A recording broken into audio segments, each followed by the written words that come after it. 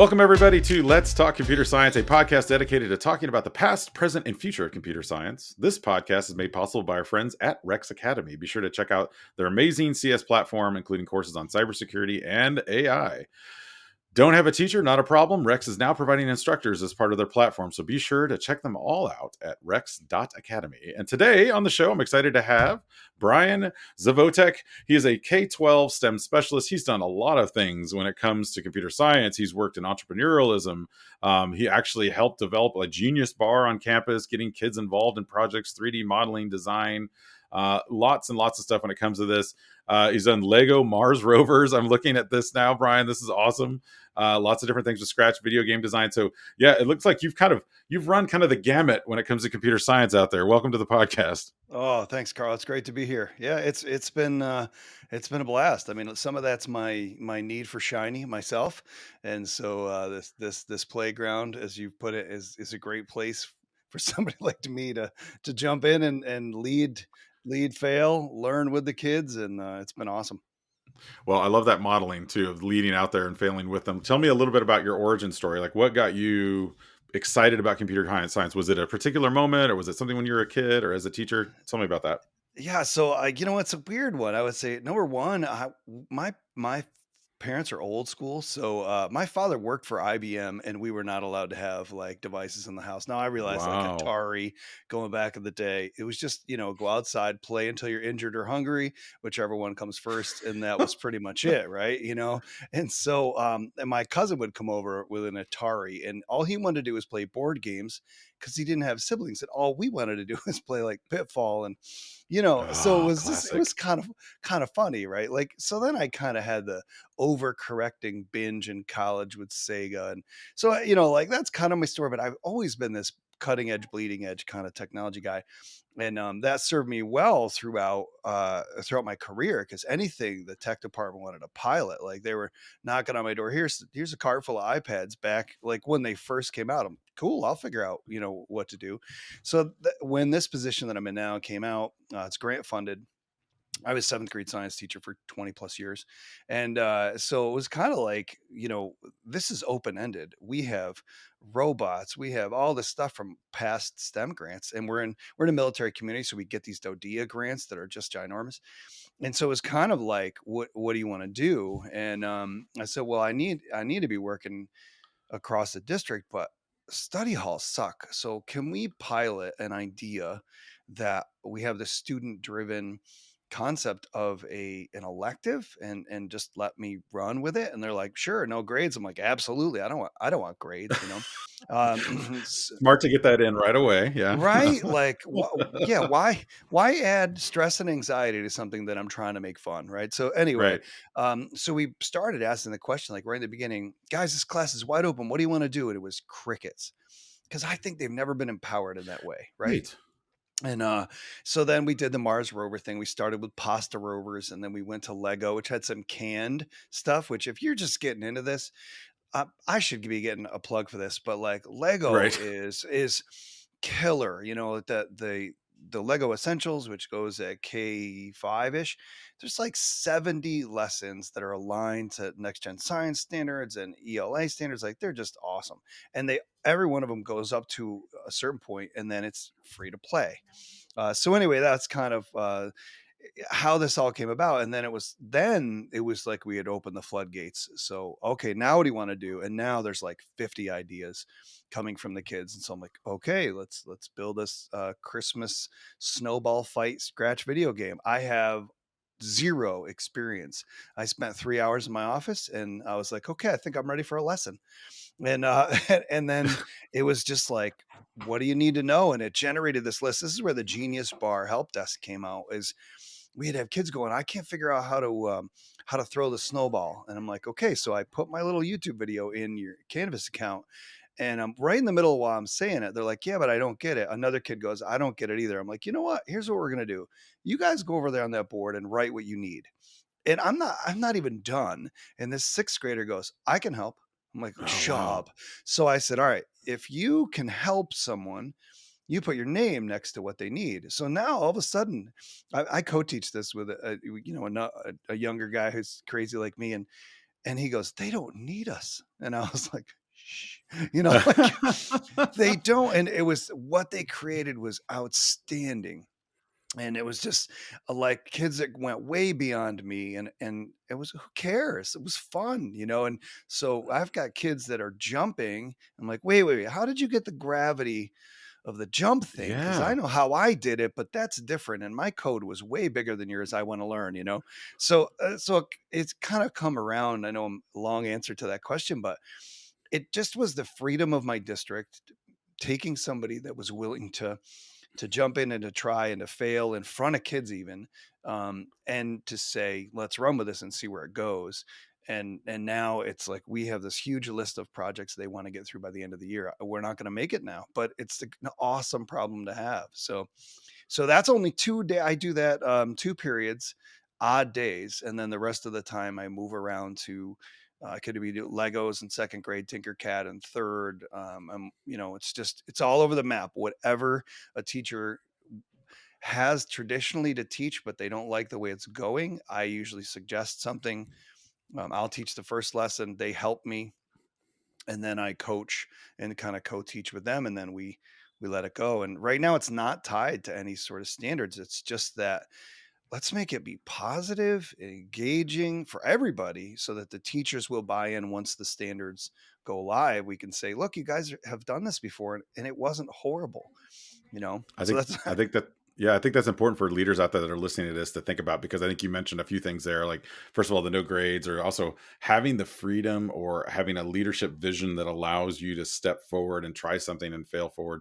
But then also you have the mindset, and you're openly saying this in front of the kids, which I such a powerful thing to say, like, hey got guys, to do it. I have no idea what we're doing or how this exactly works. I think I have some ideas, but let's figure it out. And you're right.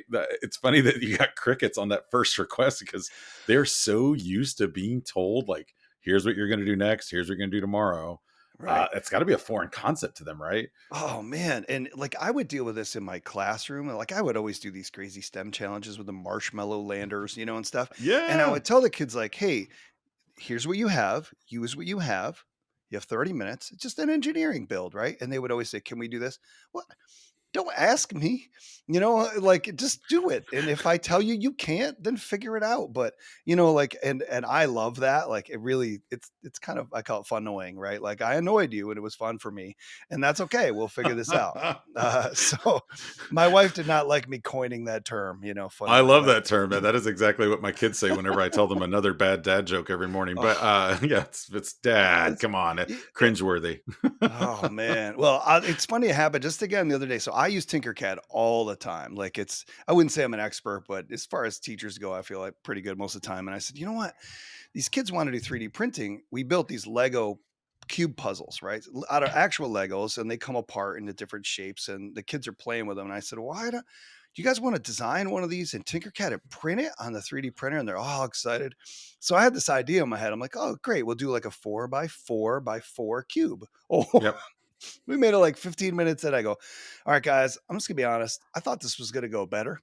So what could I do to improve this? And we've been toying with this idea of it's a startup mindset. And I Yeah. can't remember the lean startup book, and I was like, okay, what's the MVP here? The minimum viable, I call it Product. project, Yep.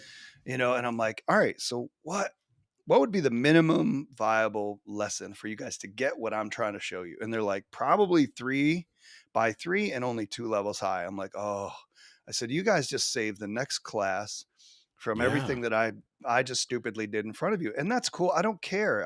We learned. And they're like, yeah. And I still had some kids do the 4x4x4 cube. They're actually on the 3D printer right now, hopefully not failed, because we had a cold day today and I'm not at school. It's like 20 below with a crazy wind chill. So, but it was like from that point on, I'm like, all right, this is it. You guys got it. Now, if you want to add another level, copy paste, and then just regroup things. And they took off. And one kid, this kills me. This one kid who every time I'm like, he doesn't really care about this class. He's not engaged. So I called him on it again. Failure and honesty, right? I'm like, Here we dude, go. Yeah. come on. What are you doing? He goes, I'm done. You are not. Turns his Chromebook around. Okay, guys, so this happens. I'm sorry. I just Wow. totally thought this kid was lying to me, and he's done. I said, so if you need help, he's gonna float around and help you guys. And he had legit finished the 4x4x4 the first day when I was struggling to kind of communicate it to the other kids. Now he had some issues and needed some feedback, but had I gone over and just said, show me what you got, rather than thinking, again, stupid, that this kid was trying to weasel out of doing the work. Yeah. It's an elective. It's meant for fun. What am I caught in my old Right. mindset, right? So, It's fun. but yeah, he was done. I'm like, man. So It's funny how the groups or the assumptions that we sometimes make when it comes to educational engagement too. But the kid could be completely engaged in something and you don't know it, or we sometimes assume like, okay, we have to have everybody doing everything at the same pace, and he's way ahead of us, right? Kind of like it's almost like how much can we get out of our own way with these kids? yeah, Uh, and it takes time, doesn't it? Like to get over there and to actually give that one-on-one feedback. And for him, it sure, was, I said, like, can you pull the pieces of your puzzle apart and think about how do they have to be displayed on the work plane so that they'll print? Because they can't have dead space underneath them or else the plastic's just gonna fall fall down. And apart. he was Yeah, like, oh, let me think about that. And I go, cool, yes. And then I walked yes, away feeling like I had, designed that yeah. moment, but it was a Well, rebound from my failure. so I love that you've shared like multiple successes, but you've used the failure word many a time, which of course is near Yeah, and dear to me too. of course. What's what are some struggles you think? Let's take a broader picture, like a 10,000 foot view, just computer science in general, because you of course are modeling a lot of what I would say is like probably the ideal way of doing this is like saying, let's, even though I don't know, I'm not going to let that stop my students from going forward. What are some struggles nationally or even state level, like what in terms of computer science, getting more kids interested in it? What are some things Yeah. that maybe schools should be doing to help with that? Well, I think this is the right answer to that question, but there's also a bigger question. Like we have to be certified next year. There's no programs certifying teachers, at least in New York, that I'm aware of right now for computer science. And so, how are you going to mandate? That's a problem. You're going to mandate that you're certified. You're going to mandate a curriculum, but there's no feeder programs. And so you have people like me who are saying, I'll learn it. I'll even teach it, but I'm not going back to school. I'll learn on the fly. I'll take my lumps. So that's a problem. And as I'd kind of mentioned in the email, we had 5 students take the AP computer science test in a school district with 1,000 kids in the high school. 5 took it. Now I have 80 kids in 6th and 7th grade, and we physically can't put more kids in that room, and they're trying to. So what's going to happen next year when we have parents going, I don't want my kid in a study hall, I want my kid in that class, Right. which is great, but 2 years after that, now they're in high school. Yeah. Here they And come. so I think that, that's going to be it. They're going to have to look at this and say, if we really want to push these careers, because that's what we're talking about. We're talking about kids they could be making money video editing in high school. They could be, doing, we have App Inventor, and I have everything to do this because of the grants that we've gotten, except we got to get the interest, and I can't be the only guy doing it. And I'm Yeah. not the only person, but I Yeah. don't know in other school districts how you're going to push these kids into a program that doesn't exist. You don't have the staff there, and but maybe it doesn't happen in a Yeah. traditional school. Well, and I think that's part of the challenge. I've been working a lot with Rex Academy, of course, is hosting the podcast with us. But Yeah. one of the things they discovered, and I told them a couple of years ago, I was like, guys, I mean, it's great. We agree, computer science is important. We want kids to go into the industry and all of this. But I'm looking at certifications, and there's not a lot of teachers getting No. certified in it. So you've got a great program, but you have a shortage thing. So they've started actually doing what you're talking about, kind of non-traditional. Let's have an instructor brought in remotely, maybe, or let's get them in a space, because a lot of the rural areas, especially, don't have. I mean, they're just like, we're not even going to offer it because we don't even have anybody that we can a body to teach it. And so now Right. you got those kids an equity problem. So yeah, I think you're touching right on one of the big challenges. Now, there's some other challenges around computer science. And recently, of course, I would be remiss if I didn't bring this up because this has been in the news. Oh, the last couple months, I'm going to talk about I something. Well, do. I may not talk about it. I may just type it and have it talk for me. Um, thoughts on the whole AI? Everybody grab your drink, it's time to drink, because I'm going to say it. Chat GPT.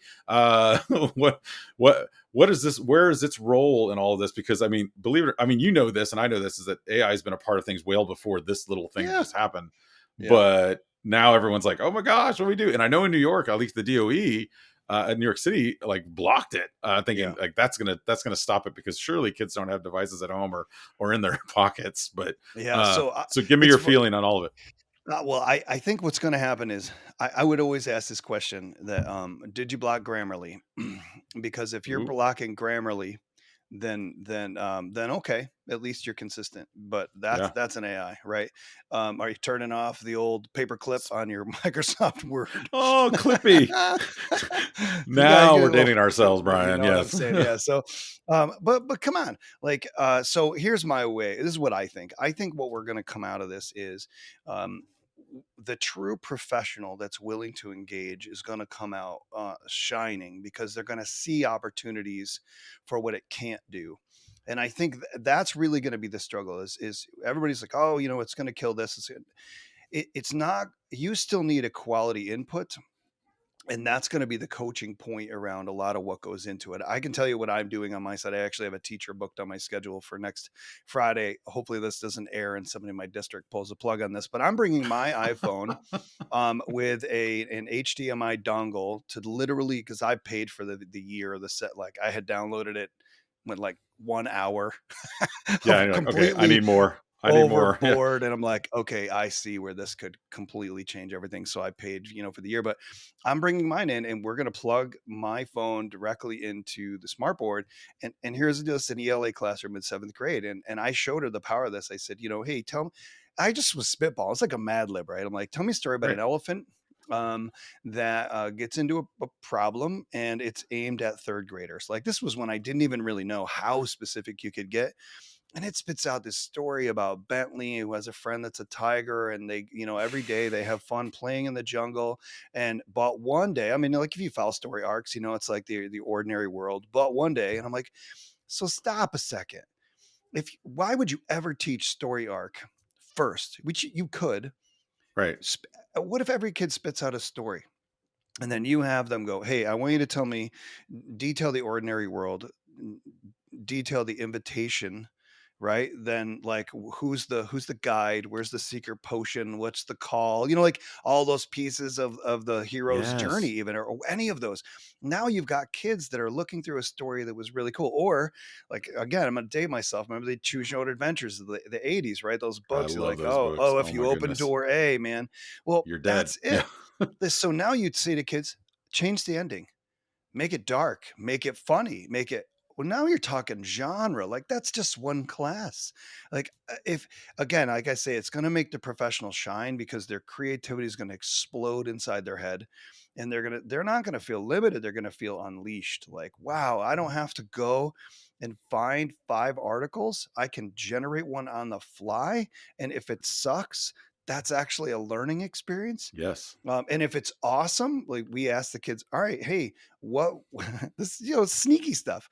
What words in here might, if you're talking to 7th graders, might a 6th grader stumble on? Because most of those kids probably are already reading at that level, so they're going to tell you the words they're Right. stumbling on.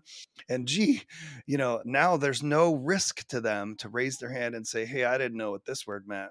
They could say, I would guess that a 6th grader might not know that word, I love that. and Yeah. come on, like, so, but we're blocking it, so that's my end around is that's the way I'm going to do it for now. And I said there's a bunch of ways. If you want to pay for it yourself, then you just copy it, paste it into a Google Doc live. Yeah. Once it's there, do do with it what you may, like it, and that's the point. Is it something that hooks the kids? Because you may have heard me say this before, until you have engagement, you have nothing. It does not Exactly. matter if you're covering stuff. You got to engage the kids. If this is engaging, then use it by all means. Doesn't mean you have to open it up. And I mean, why not have that conversation? Is this cheating? Isn't it going to be obvious to me that you didn't write that? And or Should could be. you Yes. generate an outline and then tell me, copy and paste that right at the bottom? Maybe, put it in the comment on the side of the of a Google Doc, or highlight it and then say, this is what the chatbot gave me, and this is mine. And we're still talking about honesty, but Yeah. we're using a tool that's only going to make them better faster. I love it. Yeah, limit, not limiting, but liberating, I think was kind of the Yeah. phrase you were thinking of there. And that's again, I'll make sure this doesn't come out before you do your little lesson, just so we Nah, don't get in trouble. I'm okay. Yeah.